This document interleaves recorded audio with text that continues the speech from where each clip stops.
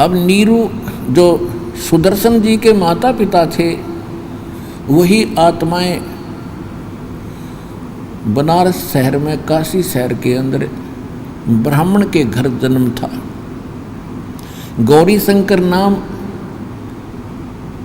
उस पुरुष का था और सरस्वती नाम उस स्त्री का था जो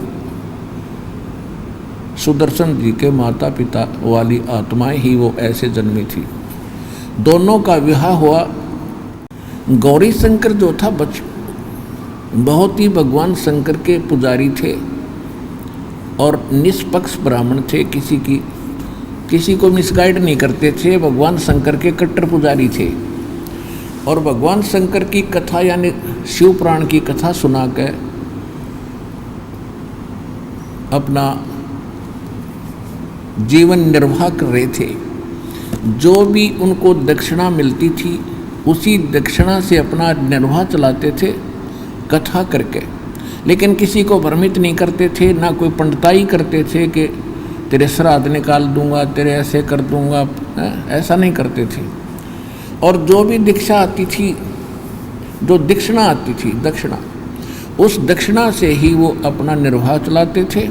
उसी में से फिर दान धर्म भी करते थे, संग्रह संचन नहीं करते थे। ऐसी शुद्ध आत्माएं थी। उस समय बनारस के अंदर मुसलमानों का बोलबाला था।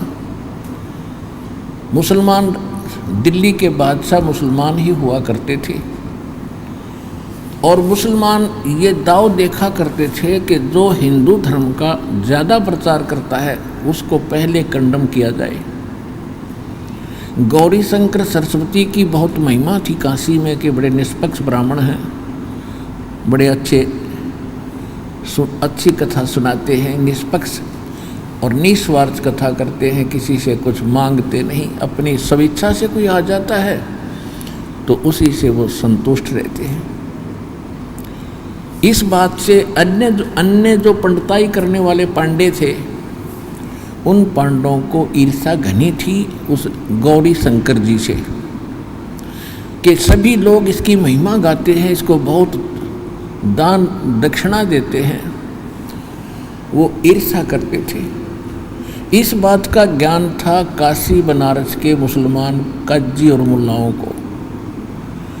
उन्होंने देखा कि जो मुख्य पांडे हैं और मुख्य पांडे ब्राह्मण और मुल्ला और काजी पूरे मुसलमान धर्म को मिसगाइड रखते थे और ब्राह्मण ये हिंदू धर्म को मिसगाइड रखते थे, भ्रमित रखते थे। और ये लड़ाई भी हमारी आपस में यही कराते थे, अपने स्वार्थवश। तो मुल्ला और काजियों को ये पक्का पता था, ज्ञान था कि गौरी शंकर से यहाँ के मुख्य पांडे खूब ईर्ष्या करते हैं। इसका लाभ उठाया कि गौरी शंकर और सरस्वती जी को जबरदस्ती मुसलमान बना दिया। उनके घर पर अपना जूठा पानी फेंक दिया, उनके मुंह में डाल दिया और देखने वाले ब्राह्मण देख रहे थे। उन पांडवों ने जब पता चला कि मुसलमान बना दिया गया है, गौरी शंकर और सरस्वती ब्राह्मण को मुसलमान बन गया, उसका दीन भ्रष्ट हो गया, ऐसा वो कहने लगे। और उन्होंने पूरे हिंदू समाज में ये फैला दिया कि गौरी शंकर मुसलमान बन गया है, उसका गंगा में स्नान बंद कर दिया, उसके साथ कोई नाता ब्राह्मण नहीं रखेगा, उसको जाति से निकाल दिया, धर्म से निष्कासित कर दिया। अब सबसे बड़ी समस्या आई गौरी शंकर के सामने, निर्वाह की जो दक्षिणा आती थी वो बंद होगी। तो उसने 1-2 दिन देखा, फिर क्या सोचा कि कोई ऐसा काम शुरू करूं जिससे कोई पैसा ना लगो, पैसा है नहीं।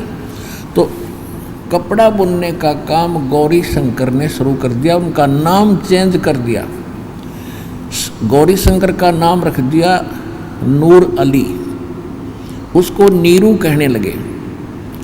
और सरस्वती का नाम रख दिया नियामत, उसको नीमा कहने लगे। नीरू और नीमा नाम से वो मुसलमान जुलाहा प्रसिद्ध हो गए, क्योंकि उन्होंने कपड़ा बुनने का काम शुरू कर दिया। ये बहुत ही साधारण से खर्चे में शुरू हो जाता था। पाँच चार लकड़ी के डंडे गाड़ने होते थे, उनमें धागा लपेटा और शुरू कर देते थे। ये कार्य करते करते काफ़ी समय व्यतीत हो गया, उनका कोई संतान नहीं थी। परमात्मा अपने नियमानुसार, अपने गुण धर्म अनुसार प्रत्येक युग में एक शिशु रूप धारण करके प्रकट होते ही होते हैं। अब नीरू नीमा के सामने स्नान करने की भी समस्या आई, क्योंकि गंगा घाट पर जहाँ ब्राह्मण स्नान करा करते थे, गंगा में स्नान करना मुसलमानों को उस स्थान पर अलाउड नहीं था। तो गौरी शंकर सरस्वती जी ने देखा कि एक सरोवर है, तालाब है, जो गंगा दरिया के लहरों से उछल उछल कर, जैसे वर्षा के दिनों में ज़्यादा वर्षा होने से सभी दरियाएं ओवरफ्लो होकर चलती हैं और गौ घाटों के ऊपर से वो लहरों के द्वारा उछल उछल कर वर्षा एक सरोवर को भर देती थी। सरोवर जिसका नाम था लहर तारा। तारा उस स्थान का क्षेत्र था। लहरों के द्वारा पानी से भर जाने के कारण उसको लहर तारा नाम से जाना जाने लगा। और गंगा के जल का एक स्वभाव है कि वो कभी खराब नहीं होता। उस सरोवर में जो लहरों के द्वारा उछल कर आया था, वो निर्मल जल एक वर्ष तक, अगले वर्षा तक ज्यों का त्यों भरा रहता था, थोड़ा बहुत कम होता था। आसपास उसके बहुत सुंदर शांत वातावरण होता था, बड़े बड़े वृक्ष होते थे, घने छायादार वृक्ष होते थे। तो नीरू नीमा ने वो स्थान सेलेक्ट किया सुबह सुबह स्नान करने के लिए, जो नीरू नीमा की झोंपड़ी से लगभग 4 किलोमीटर दूर था, यानी नगरी से ही बाहर था। तो प्रतिदिन वो वहाँ स्नान करके आते रहे। दोनों जने जाते थे। वो भले ही मुसलमान बन गए थे, लेकिन शंकर भगवान उनके हृदय से आज भी उतरा नहीं था। उधर से स्वामी रामानंद एक ब्राह्मण पंडित, वो द्राविड़ देश से चलकर काशी शहर में इसलिए आए कि काशी जो नगरी है, ये काशी जो नगरी है, ये भगवान शिव की मानी जाती है। और भगवान शिव की नगरी में अन्य पाखंडी ब्राह्मणों ने अपनी बकवादें शुरू कर रखी हैं, सच्चाई को उन्होंने भुला दिया है। इसलिए उन्होंने, स्वामी रामानंद जी ने अपना भक्ति प्रचार क्षेत्र काशी में स्थापित किया, जिस कारण से उन्होंने 1400 ऋषि से बना रखे थे ब्राह्मण। स्वामी रामानंद जी ब्राह्मण थे, पंडित थे, और उस समय छुआछूत चरम सीमा पर थी और केवल ब्राह्मणों को दीक्षा देते थे, अन्य को वो दीक्षा नहीं देते थे। वैसे कोई जंतर मंत्र पूछने आता, कोई दुख संकट के लिए अर्जी लगाता, वो किसी जाति के आ जाते थे, दूर बैठा दिया जाता था। 20 फुट की दूरी पर उनका स्थान अलग से था और उनको जो बताना होता बता देते, जैसा उनको लाभ हानि होती वो हो जाती। 1400 ऋषि ब्राह्मण वक्ता बना रखे थे, प्रचारक बना रखे थे, और 52 द्वारे लगाया करता था, 52 दरबार बना रखे थे उन्होंने, जहाँ पर वो रह कर स्वयं जाया करते थे स्वामी रामानंद जी, और स्वयं भी वहाँ सत्संग करके आते रहते थे। उन 1400 ब्राह्मणों में से एक ऋषि का नाम था अष्टानंद। अष्टानंद जी भी प्रतिदिन उसी सरोवर लहर तारा तालाब के ऊपर स्नान करने के लिए जाया करता था,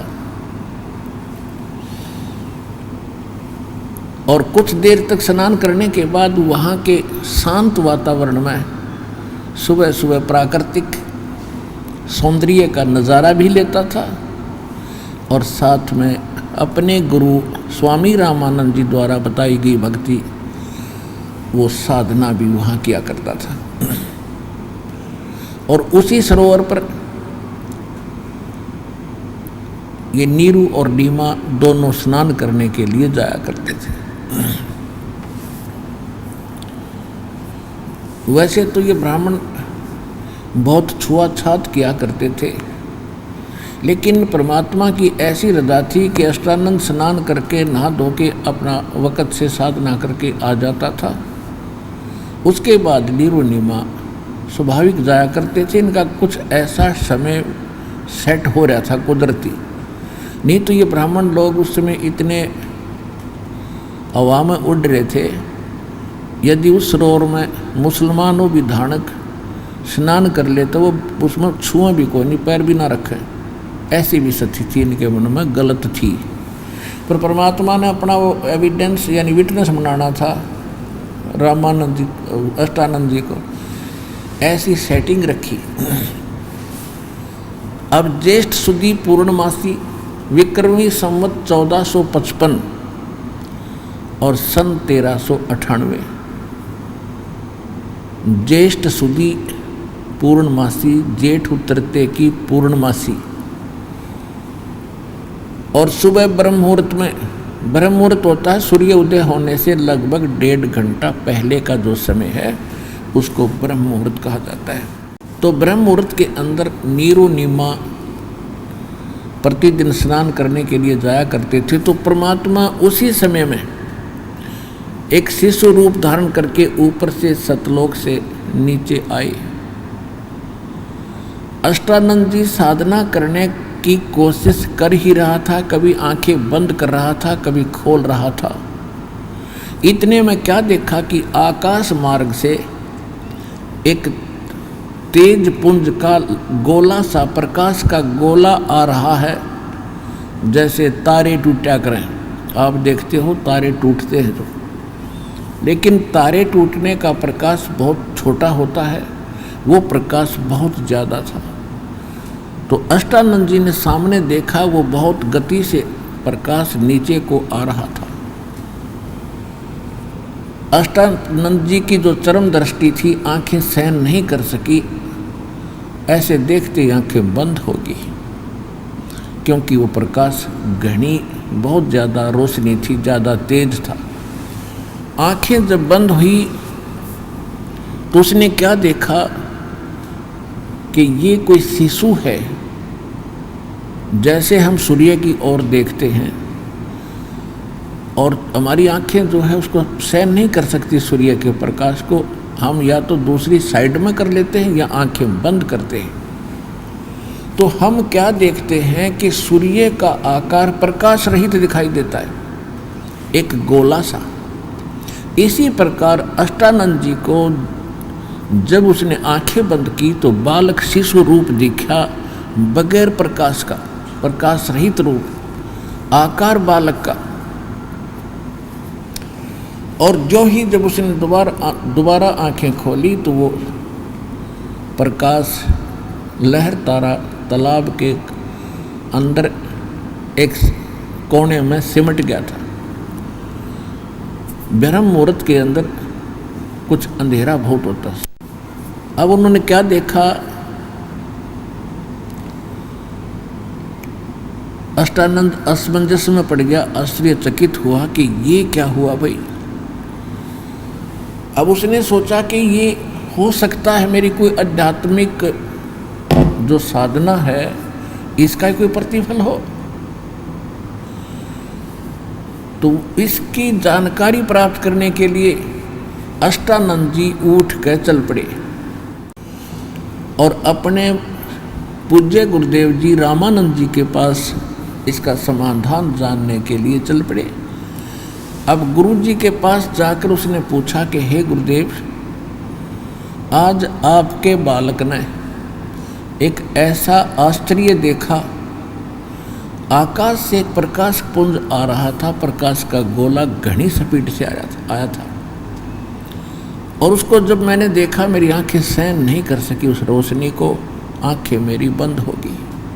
आंखें बंद होने पर स्वामी जी हे पूज्य गुरुदेव, मैंने एक शिशु को देखा, जैसे सूर्य की तरफ देखकर आंखें बंद करते हैं, प्रकाश रहित आकार दिखाई देता सूर्य का, ऐसे मैंने एक बालक देखा।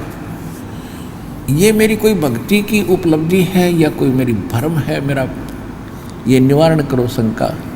तो स्वामी जी को जैसा ज्ञान था वो यही मानते आए हैं कि भाई इनके भगवान तो माँ से ही जन्म लेते आए, रामचंद्र जी, श्री कृष्ण जी, और भी जितने ये कपिलादि जितने 9 भगवान मानते हैं, 25 मानते हैं, सारे माँ से ही जन्म लेते रहे। तो स्वामी जी ने कहा कि ऊपर के लोकों से कोई महापुरुष आए हैं, कोई अवतार गण आते हैं, तो उनकी ऐसे ही लक्षण होते हैं। अब वो इस काशी शहर में किसी माँ के गर्भ में जन्म लेंगे बेटा, और बालक रूप में जन्म लेकर के वो अपना जो भी उनका उद्देश्य लेकर आते हैं वो पूरा करेंगे। ये ऐसे लक्षण उस समय होते हैं जब ऊपर से कोई अवतार गण आते हैं।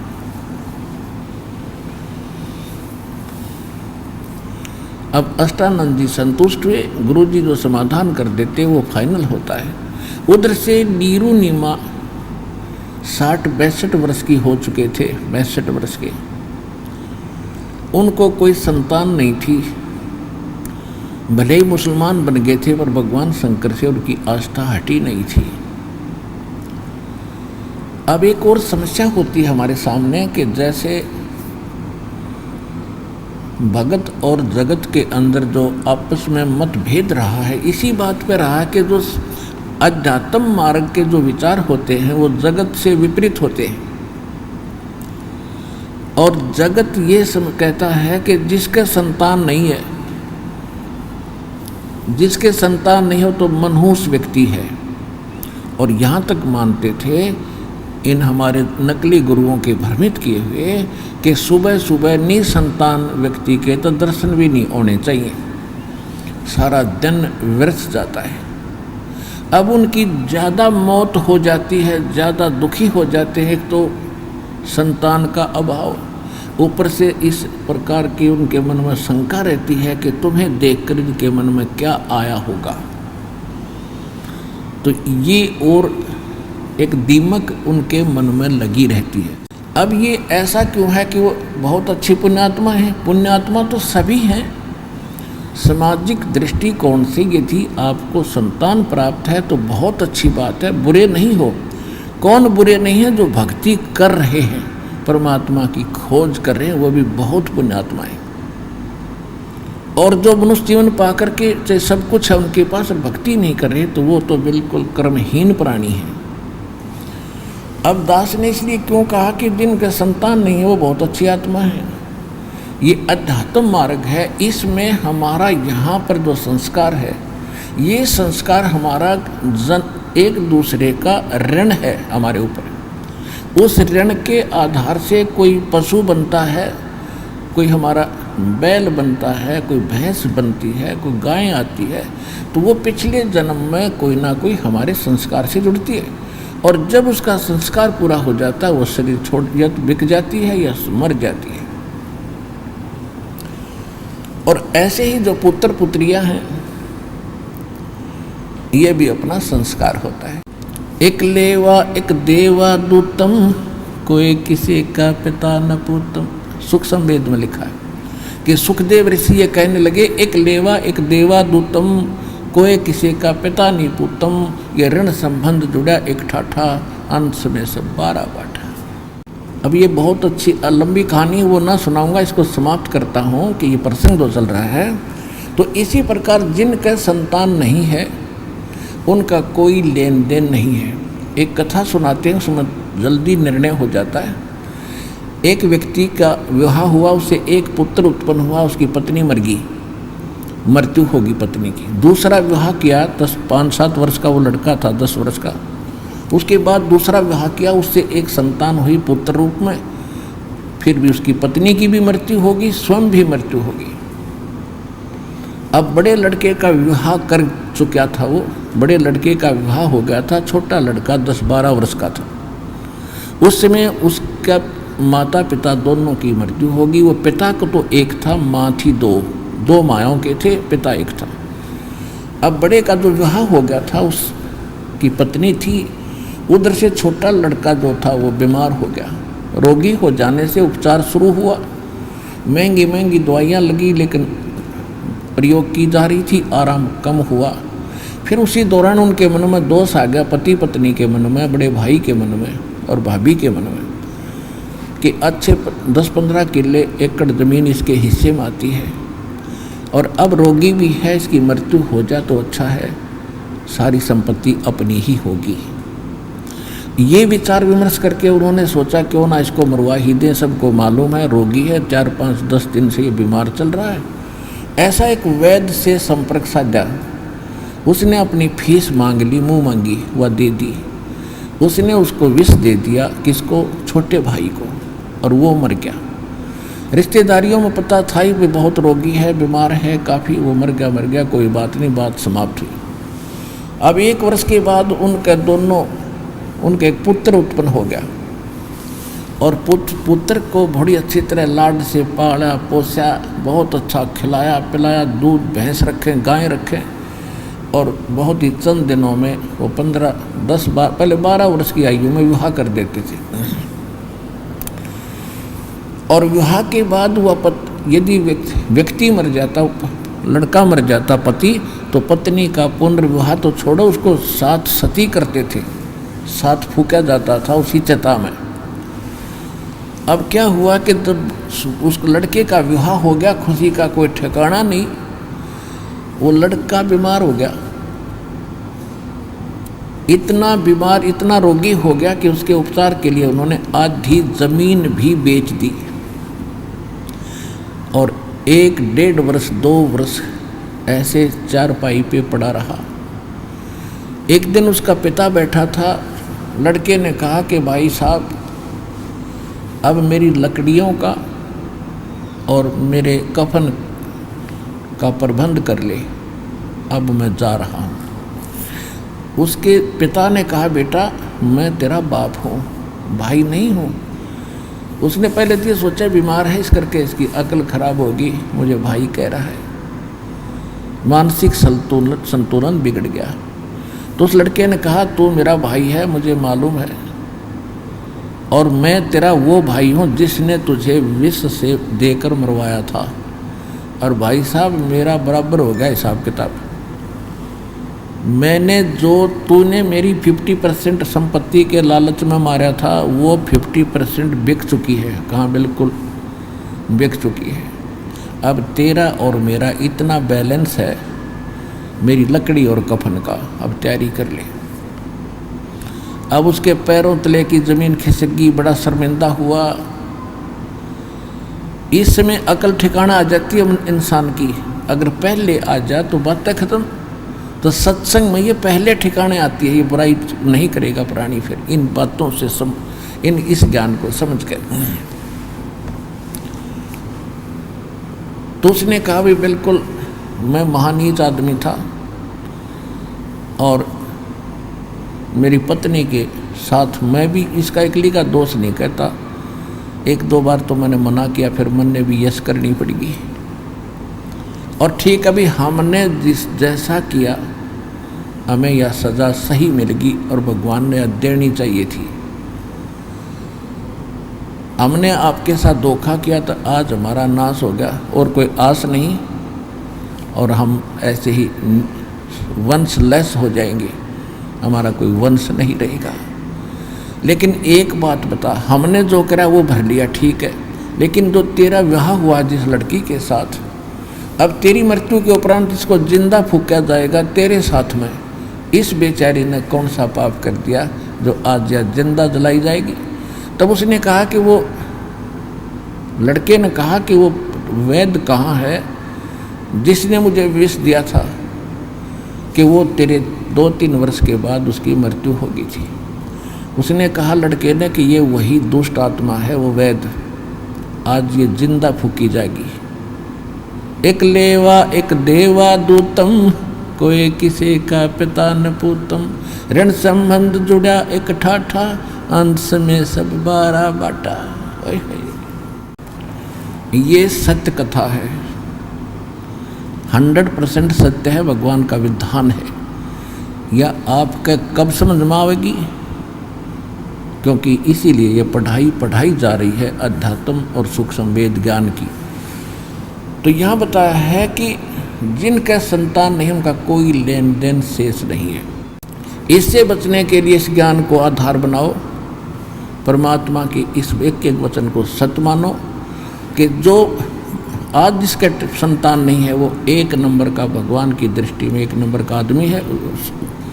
वो दोनों आत्माएं यदि वो भक्ति करते हैं और भक्ति नहीं करते हैं तो फिर वह दुर्गति होगी जो अभी आपको बता दी। इतनी सी बात है। संतान को इसके घर में दूर नहीं है, लेकिन हम ज्ञान ना होने से एक का डिमांड रख लेते। उस देने के लिए भगवान आपको आपकी पूरी परीक्षा लेगा, पूरा धैर्य देखेगा कि जय ये डटी रही सच्चे दिल से मेरी इस ज्ञान पर लगी रही तो ऐसी संतान देगा, क्योंकि उसने मोक्ष उसका भी करवाना जो तेरे घर आपके घर में भेजेगा, वो अपनी विशेष आत्मा भेजेगा। और ऐसे डगमग व्यक्ति को वो संतान नहीं देगा, ये सोचेगी कि एक बालक होगा फिर देखूंगी, फिर देख लूँगी, वो पूजा पाठ करेगी। वो मालिक से छुपे नहीं, उसकी आगे की जो सोच है वो भी मालूम है, लेकिन उनको देगा जो पक्के हो जाएंगे।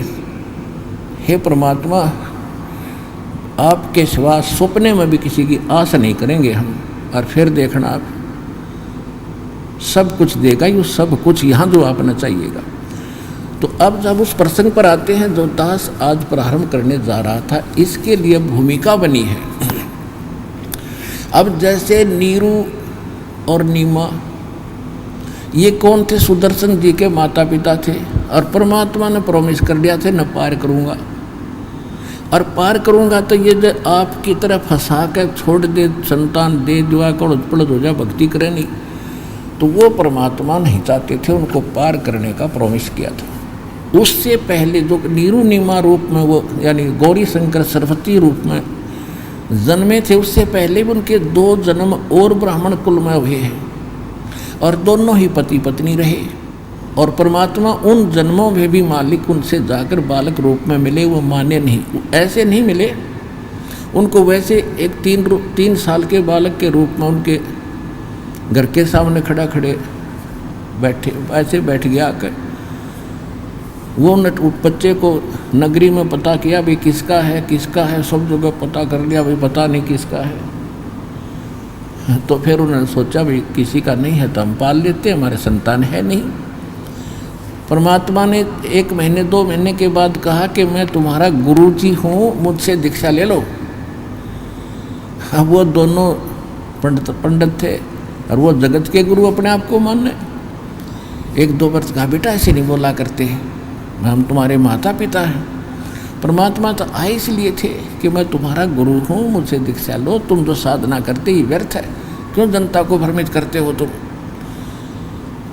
उसने पंडित जी ने परमात्मा के एक दरा थप्पड़े, ये बकवाद करे तो छुप बैठे, अंतर ध्यान हो गए उसी समय, ऐसे थप्पड़ मारने लगे, अंतर ध्यान हो गए। अब दोनों रो टक्कर मार के, हे भगवान आप तो परमात्मा आए थे, फरिश्ते आए थे। अब इस तरफ में वो 5-10 वर्ष के बाद मृत्यु होगी।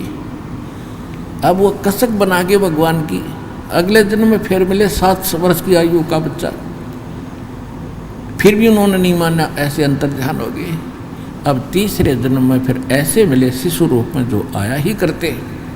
अब भी वो निसंतान थे, 2 जन्म पहले भी निसंतान थे। परमात्मा नहीं चाहते थे उनको, उनका फांसी गल है, वो तो उनको पार करना उद्देश्य था, और नहीं तो वो उनको संतान भी दे सकते थे। अब उनकी उस डिमांड को कि हम, उसने तो एक करट ला रखी थी, नीमा ने, ये भगवान, ये शंकर भगवान एक जातक दे देता तो हमारा भी संसार में जीवन हो जाता, हम मुंह दिखाने जोगे हो जाते। बगैर ज्ञान के इंसान को ऐसा बहुत सी प्रताड़ना झेलनी पड़ती है। अब जिस दिन परमात्मा सतपुरुष कबीर साहब सतलोक से आकर कमल के फूल पर काशी शहर में लहर तारा तालाब पर आकर के विराजमान हुए, जो दास अभी आपको कथा सुना रहा था कि अष्टानंद तो चले गए अपने गुरु रामानंद जी के पास, उधर से परमात्मा वो नीरू और नीमा आ रहे थे स्नान करने के लिए सुबह सुबह। उस पहले दिन नीमा की कोई रिलेटिव आ गई, कोई नाती रिश्तेदार, और जब बहनें इकट्ठी होती हैं तो कुशल मंगल पूछती हैं और घर में सुनसान देखती हैं तो कहती है भगवान, हे अल्लाह, एक जातक तो आपको प्राप्त कराना ही चाहिए था आपकी बेटी को। हे नीमा, जब एक बालक होता तो तेरा जीवन सफल हो जाता, संतान बिना तो जीना ना जीना बराबर होता है। यानी ये संसार के लोग ऐसे इंजेक्शन लगा देते हैं, स्वयं कुछ संतोष करे तो ये कर्ण नहीं देते। कुछ भूल सी पड़ती है, कोई ना कोई ना के एक ऐसी चर्चा कर ही जाता है। तो क्या हुआ, वो सारी रात करवट लेती रही है, भगवान संतान होती है, शंकर भगवान एक जातक दे देते मैंने क्यों, उसके बाद फिर तड़फ जाएगी, 60 साल की उम्र होगी फिर तड़फ जाएगी कि एक संतान तो हो ही जाती। सुबह उठकर नीरू कहने लगा चलो स्नानार्थ चलते हैं। वो रास्ते में रोती हुई जा रही है और भगवान शिव जी से अर्ज लगा रही है। वो भले ही मुसलमान बन गई थी लेकिन भगवान शंकर उनके हृदय से हट नहीं रहे थे। शंकर भगवान, हे परमात्मा एक जातक दे देते, हे परमात्मा हमारा भी जीवन सफल हो जाता, हे मालिक। इस तरह वो ऐसे कहते हुए चल रही थी। नीरू उसको समझा रहा था कि ए नीमा, यदि हमारे भाग्य में होता तो भगवान शंकर पहले ही दे देते, हमारे भाग्य में संतान नहीं है और आप रो रो के आंखें और खराब कर लोगी, उंगली पकड़ने वाला कोई है नहीं, ना रोया करे, सब्र कर, संतोष कर, भगवान ने जो रखना है वैसे रहना चाहिए, अल्लाह ने जो दिया वही ठीक है। ऐसे करते करते बातें वो पहुंच गए सरोवर पे। पहले नीमा स्नान करके आई, नीरू बाहर दूर बैठ गया। नीमा जब स्नान करके बाहर आ गई तो नीरू स्नान करने के लिए सरोवर में गया और नीमा अपने कपड़े चेंज करके जो कपड़ा बांध कर शरीर का नहाई थी उसको धोने के लिए पुनः किनारे गई। तब तक कुछ रोशनी सी हो गई थी, सूर्य उदय होने वाला था। उसने क्या देखा, कमल के फूल पर एक बालक ऐसे ऐसे हिल रहा, उसका पैर। उसने पहले देखा कि कोई सर्प ना हो, मेरे पति को डस ना ले। परमात्मा ने एक पैर का अंगूठा मुख में दे रखा था, एक पैर को हिला रही थी।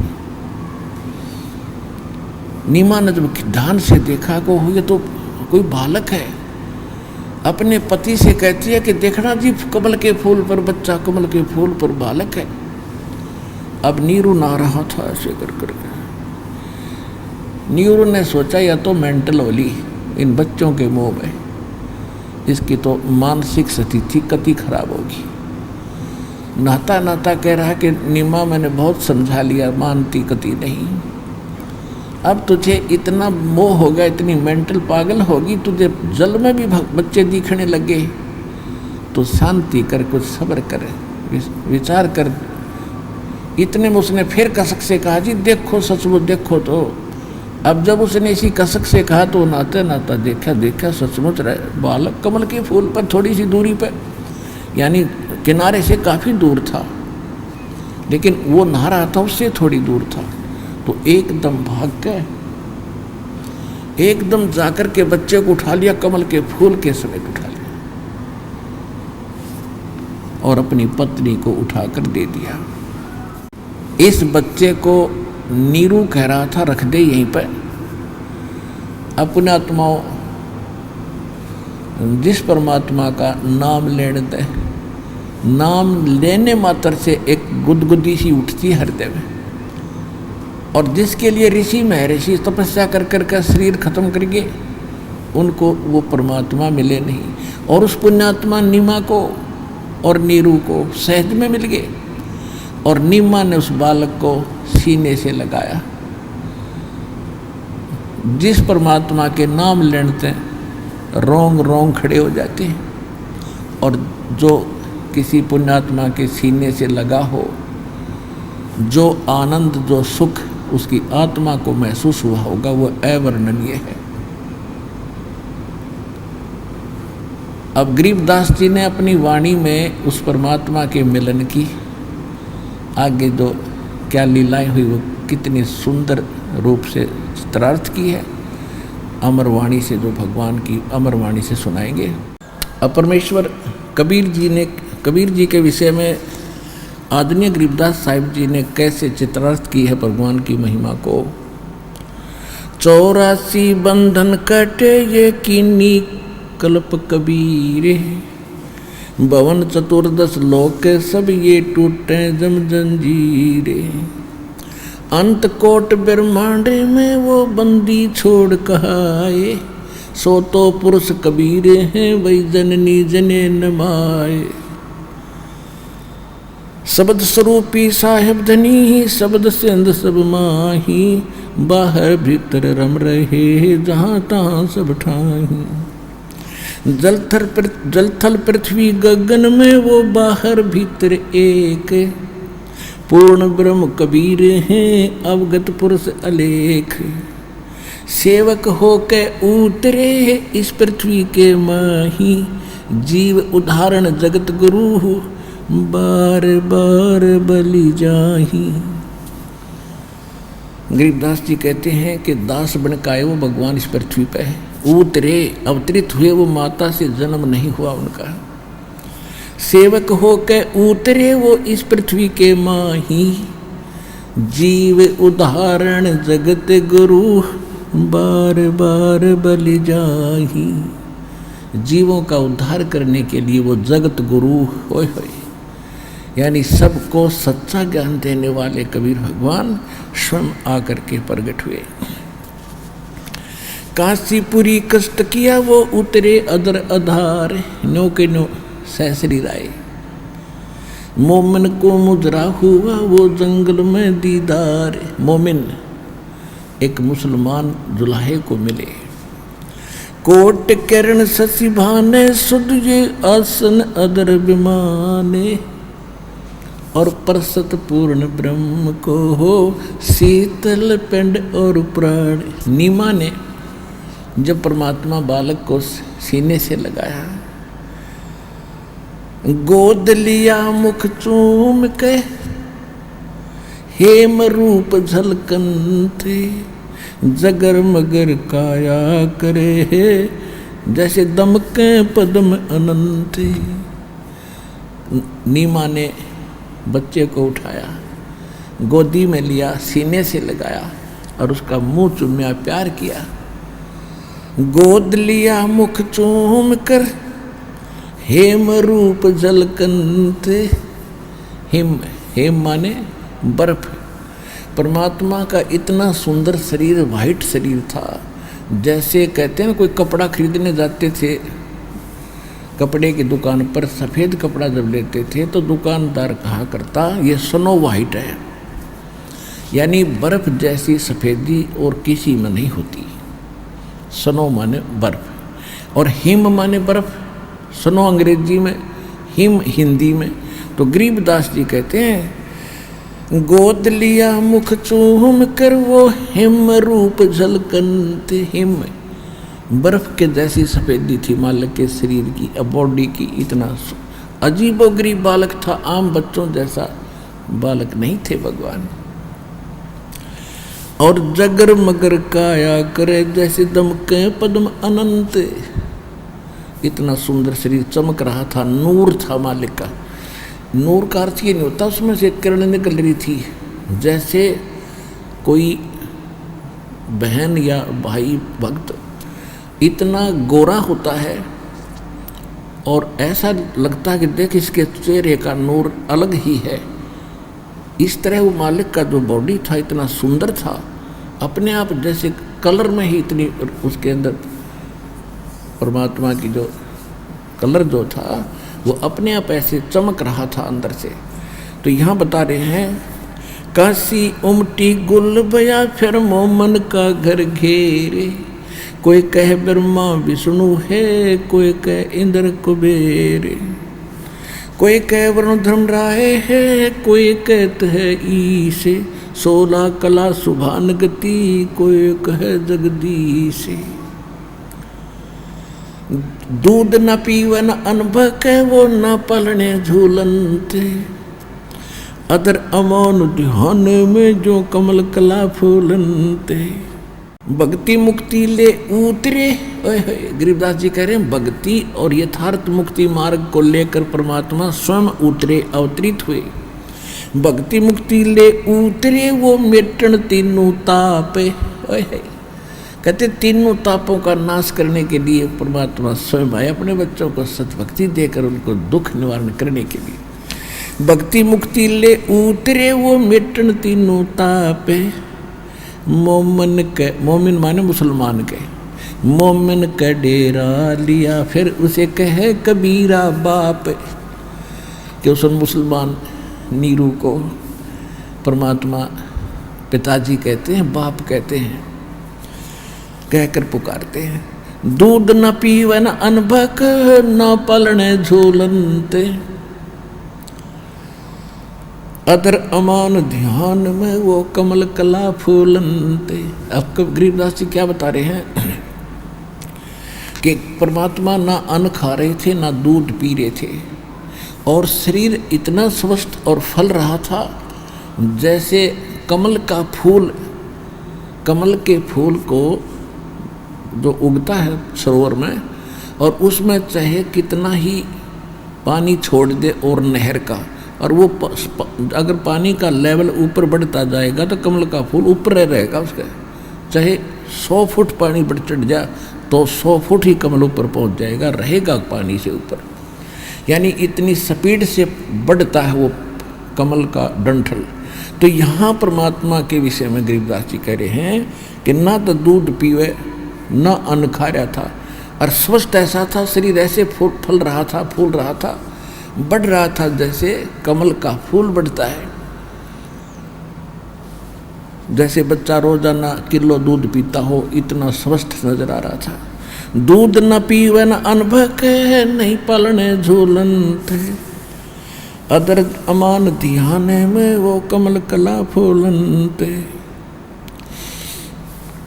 कोई कह छल ईश्वर नहीं कोई किन्नर के लाए, कोई कहे गण ईश का जो जो माँ तेरे साए। अब बच्चे ने कोई कुछ कह रहा था, कोई कुछ कह रहा था, जितने भी नाम धरे थे कोई कहता यूँ वैसे ही, कोई ऐसे आ गया, कोई भूत प्रेत की आत्मा होगी इसमें।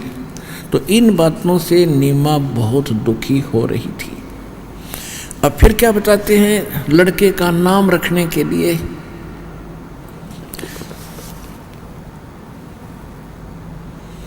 दुनी कहे यू देव है, देव कहते हैं ईश, ईश कहे ये तो पार ब्रह्म है, पूर्ण विश्व बीश। अब कोई कहे यू देवता है, कोई कहता है इस कहते यहाँ के भगवान भी ये कह रहे थे कि नहीं ये तो कोई और ही शक्ति है। ऐसा गरीबदास जी चित्रार्थ कर रहे हैं कि वो ऐसा सोच रही थी। फिर परमात्मा का नामांकन करने के लिए काजी आगे कुरान लेकर, काजी आए कुरान ले दर लड़के का नाम है, अक्सर अक्सर मैं फुरा धन कबीर बल जाऊं, सकल कुरान कबीर है हरफ लिखे जो लेखे, काशी के काजी कहें या गई दीन की टेक। अब जो परमात्मा का नाम रखने के लिए काजी आगे नामांकन करने के लिए, अब वो क्या करते हैं, कुरान शरीफ एक उनकी पवित्र पुस्तक है, उसको ऐसे खोलते हैं और खोलते ही जो प्रथम अक्षर होता है उसके नाम पर उसका नाम रखा जाता है। जब कोई रै से है तो रफ़ीक अहमद, सै से है तो शफीक अहमद। उसमें क्या निकला कबीर, कबीर शब्द पहले अक्षर था। अब कबीर एक बहुत बड़ा नाम मानते हैं, कबीर का अर्थ बहुत महान मानते हैं, कबीर माने महान बड़ा। और एक जुल्हाए के बालक का नाम कबीर रखें तो उनको, क्योंकि वहाँ पे एक चवन्नी मिलनी थी, और यदि वो किसी सेठ के कोई अच्छे पैसे वाले धनी का ऐसा नाम निकलाता तो उनके बल्ले बल्ले हो जाती थी। वो उनको ना जाने 100 रुपये दे देता, 500 रुपये दे देता, बड़ा सुंदर नाम निकाला। तो वहाँ उन्होंने सोचा कि जुल्हाए के बालक का अरे इतना नाम नहीं लिखना चाहिए। फिर दोबारा खोल लो अपनी मस्ती पे, फिर बंद करके कुरान शरीफ को और फिर खोला पूरे पृष्ठ पे जो न पृष्ठ खोला सारे पर कबीर कबीर कबीर कबीरन कबीरन कबीरन लिखा। उन्हें सोची बड़ी बात बिगड़ी, उन्हें फिर दोबारा करा। तीसरा देखा था पूरी कुरान में ओनली कबीर से अक्षर रह गया, उन वाली लेख नहीं रहा। और परमात्मा कहने लगे काजी और मुल्लाओ मेरा नाम कबीर ही रहेगा।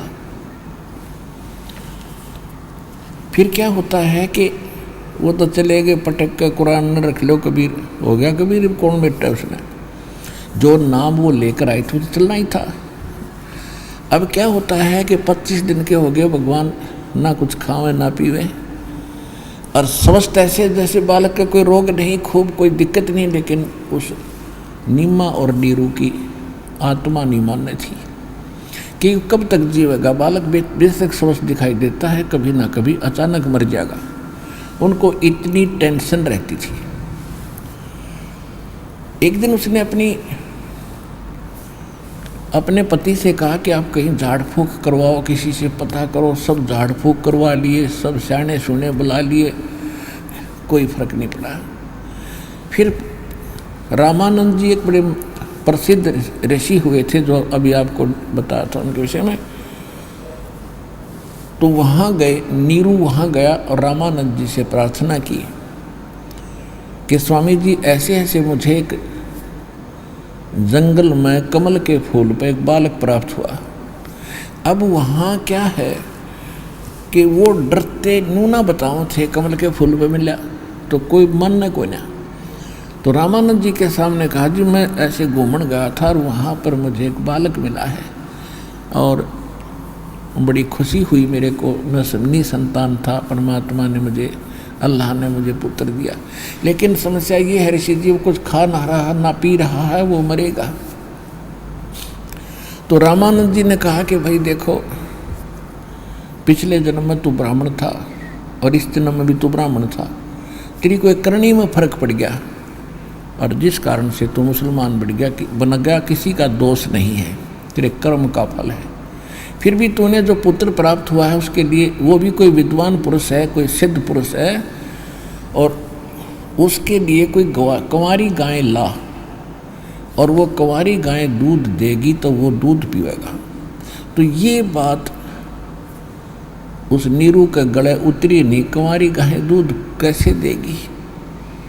उसने सोचा स्वामी जी ने गोली दे दी मीठी मेरे ताई, कंवारी गाय दूध देना मेरा बेटा जीवना।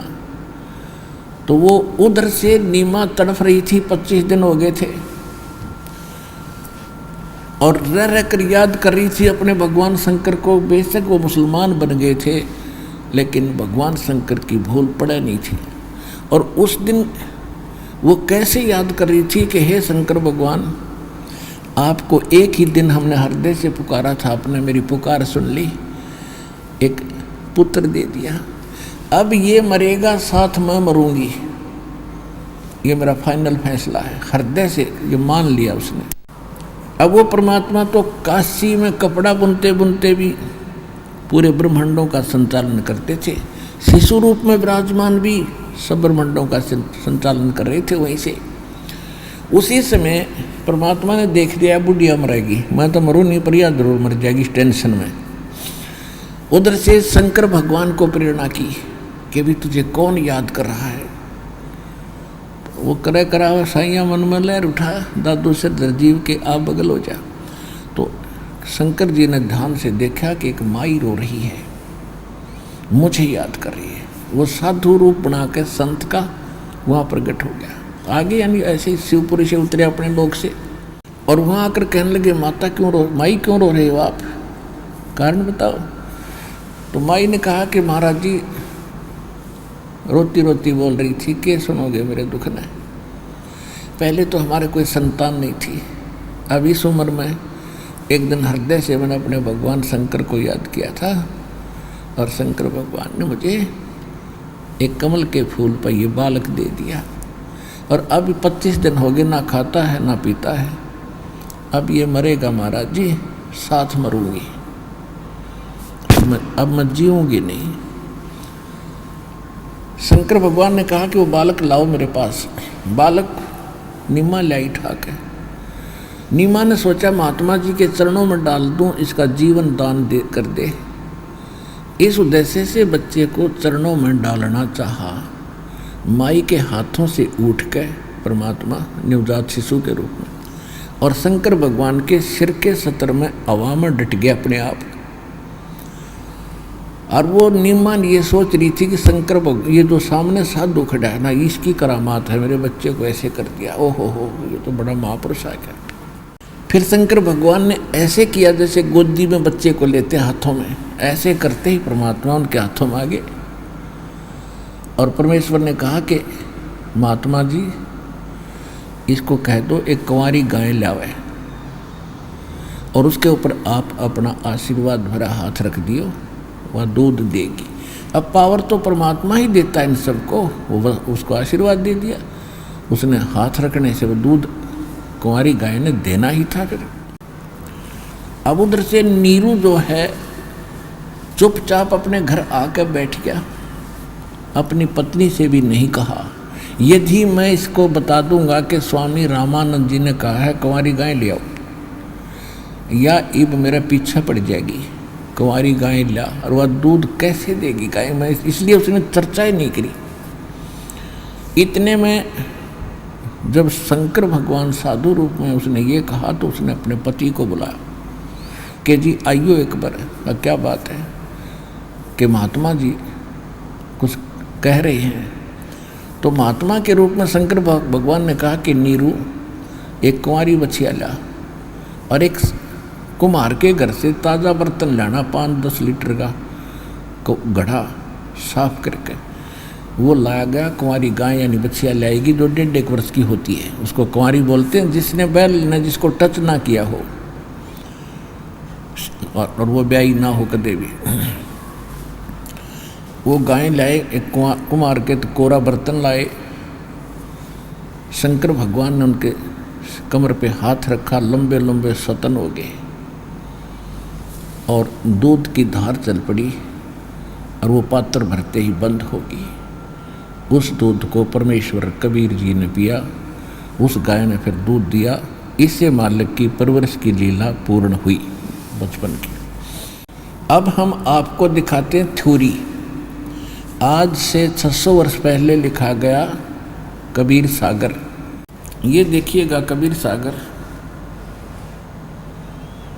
संपूर्ण 11 भाग, खेमरा श्री कृष्ण दास प्रकाशन, मुंबई।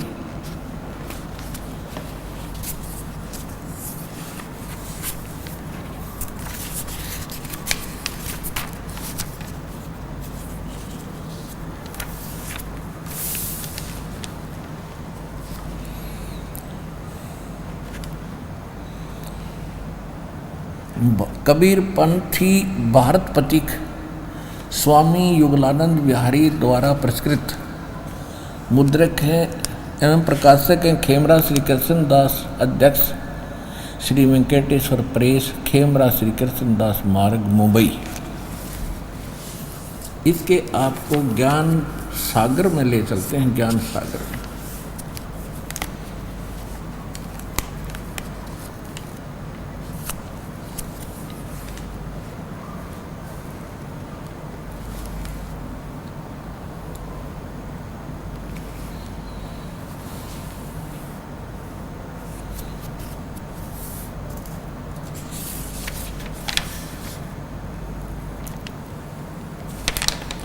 अब इसमें थोड़ा सा एक और देखेंगे क्योंकि इसमें भगवान शंकर का रोल रहा है।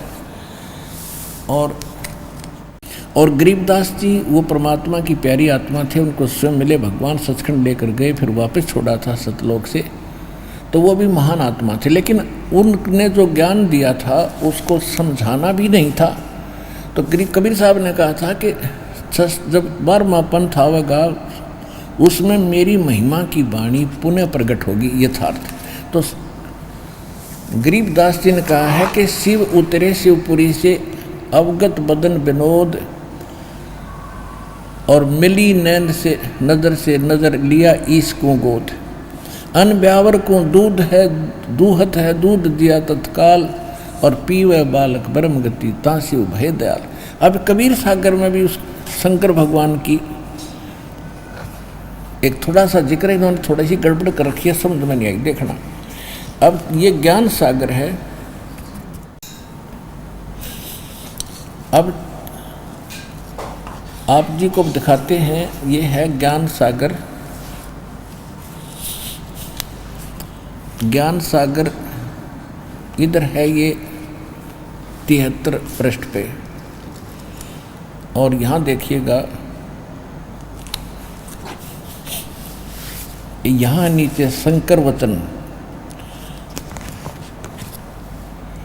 अब क्या है, परमात्मा की शंकर की बात हुई है, शिव जी की, ये काफ़ी लंबा प्रकरण है, लेकिन हम यहीं से थोड़ा सा सुनाएंगे। हे स्वामी मम दीक्षा लीजिए, सब अपराध अक्षमा प्रभु कीजिए। एक पुत्र जो विधि मोह दीना, कभू बात कह नहीं लीना। शंकर भगवान कहते, तेरे ग्रह पंडित अधिकारी, और झूठ बोल कस बोलो नारी। हरि कमला सम देखो ज्ञाना, बुद्धिवंत तो पुत्र सुजाना। सुनकर महिमा पुत्र की, नारी धरे जब पाओ। हे स्वामी मम इच्छा श्रवण वचन सुनाओ। और कहा दुल्हा कहाँ लजान कहाँ फिर आवा। बिहंस कहा तुम सिद्ध कहावा। सुन के हवे हर्ष बहु कीना, और भिक्षा कनक जाति को दीना। अब ये इन्होंने थोड़ा सा गड़बड़ कर दी कबीर पंथ में, कबीर सागर में कबीर पंथ में जो नकली आए थे, इन्होंने ये सोचा कि नीरू नीमा तो दुल्हा थे, और इनके घर शंकर भगवान कैसे आए थे। इन्हें थोड़ी बहुत या फिर भी टेक सी रहेगी लिख दिया टपट करके। वास्तविकता क्योंकि गरीबदास जी ने फिर निर्णय किया है कि शिव उतरे शिवपुरी से, और अवगत बदन विनोद, और मिली नज़र से नज़र, और लिया ईश को गोद, भगवान को गोदी में लिया। अनब्यावर को दूहत है फिर दूध दिया तत्काले। पीवे बालक ब्रह्म गति तांसिव भय दयाले। फिर भी ये थोड़ा सा आगे दिखाते हैं आपको। अब 74 पृष्ठ पर देखिएगा। ज्ञान सागर 74 पृष्ठ। सुन जुल्हा मन भयो आनंदा, जिमी चकोर पायो निशी चंदा। ले सुध चले हर्ष मन कीना, बच्चे को उठाकर वो जुल्हा ले आया। अरता सो पुन असबोल ही दीना। अब यहाँ लेते, सुत काशी को ले चले, लोग देखण ते आवे। अनपानी बखे नहीं, और जुल्हा शोक मनावे। तब जुल्हा मन कीन दीवाना, रामानंद सो कही उत्पाना। मैं सुत पायो बड़ा गुणवंता, कारण कौन बखे नहीं संता। रामानंद ध्यान तब धारा, जुल्हा सो असवचन उतारा। पूर्व जन्म तय ब्राह्मण जाति, हर सेवा की नी बली भांति। कुछ तुम सेवा हर की चूका, तात वह जुल्हा का रूपा। प्रीति प्रभु गए तोर लीनी, तातु धान में सुत तो दीना। अब नीरू दुल्हा क्या कहते हैं, गलती से नूरी छपा, नीरू है। हे प्रभु जस कीन हो तस पायो, आरत हो तब दर्शन आयो। अब क्या कहते हैं नीरू जी कि हे पंडित जी, हे ब्राह्मण, हे देवता, मैंने जिसा करा उसा भर लिया। मैं जुल्हा बन गया पिछले जन्म में, जो हुआ सो हुआ। लेकिन एक संकट और आ गया मेरे ऊपर, एक पुत्र प्राप्त हुआ है बाहर जंगल में, अब कुछ खा पी नहीं रहा। ऐसी कृपा करो वो कुछ खावे पीवे। हे प्रभु जस की ना तस पायो, आरत हो तो दर्शन आयो। सो कहिए उपाय गुसाई, बालक अक्षुतावंत कछु खाई। रामानंद अस युक्ति विचारा, तुम तब सुत कोई ज्ञानी अवतारा। और बचिया जाही बैल नहीं लागा, सो ले ठाड़ करो ते ही आगा। एक बछिया ले आओ जिसको बैल ने टच ना किया हो। बछिया जाही बैल नहीं लागा, सो ले ठाड़ करो ते ही आगा।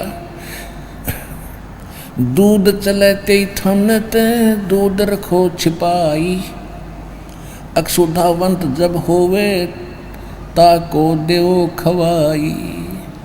अब ये रामानंद ने युक्ति बताई, ये उसका गला उतरी नहीं कि यह कैसे कैसे हो सकता है। फिर उधर से परमात्मा ने दया करी, शिव जी को प्रेरणा करी। वास्तविकता ये है, लेकिन इससे भी हिंट मिल रहा है कि एक ऐसी बच्चिया लाए गए जिसको बैल ने टच नहीं किया, कंवारी। और फिर क्या कहते हैं,